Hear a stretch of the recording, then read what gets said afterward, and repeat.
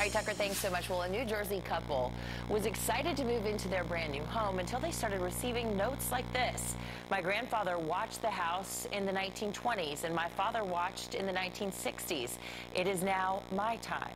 Well, they sued the previous owners for not disclosing the home's creepy past. So now this New Jersey home, dubbed the Watcher House, is back on the street. Should the owners be forced to disclose the details of the unwelcome guest to the next potential buyers? Here to debate it, attorneys Keith Sullivan and Heather Hansen. Good morning. Thanks for being with us, you guys.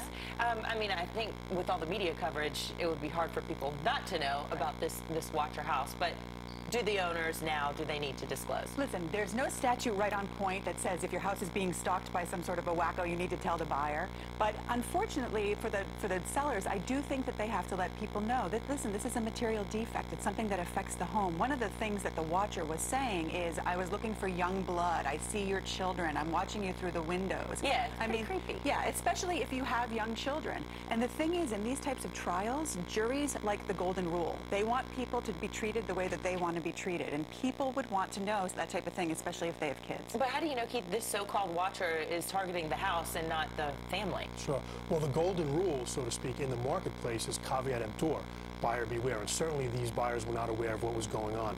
There is no duty, as Heather pointed out, regards to local legends, notorious past regarding property. No, some people don't even believe in it, right? Sure. I mean, look, there's a theory out there that possibly the buyers of this house are using this as an opportunity to try to get out of the house. I don't know if that's true or not, who knows, it's just sort of an urban legend out there. But the duty to disclose is usually limited to structural, mechanical, environmental damage, things of that nature. Yeah, like you have termites or flood damage or something, right? Yeah. It depends on the state. Some states actually have laws that say if your house is haunted, you have to let the buyer know. Here, it's not really a haunting, though. It's a watching, and there's actually a title question because the watcher is saying that this is their house, and this is a house that they should have access to.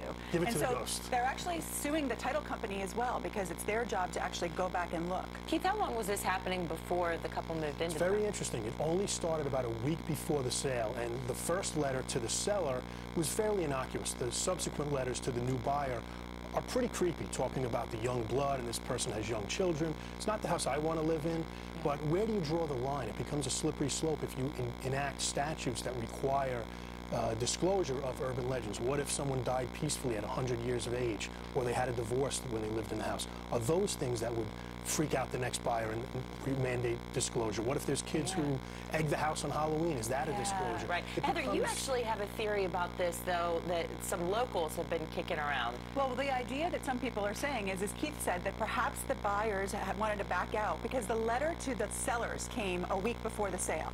So it's awfully close in time. I think ultimately in this case, they're going to have to really investigate and find out who the watcher is, when those letters really came, and then it's going to be, would a reasonable person getting that letter right before you're supposed to sell a house disclose it to the people that are buying it, and would the reasonable buyer want to know?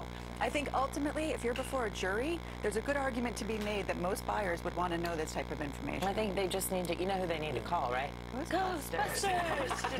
But I mean, it's a serious thing when you think about how the family's worried about their security and money.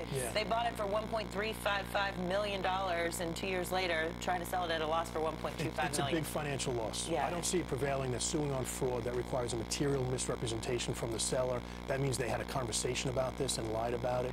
I just don't see it happening. Okay. Thank you so much for your analysis, both of you, Keith and Heather. Appreciate your time.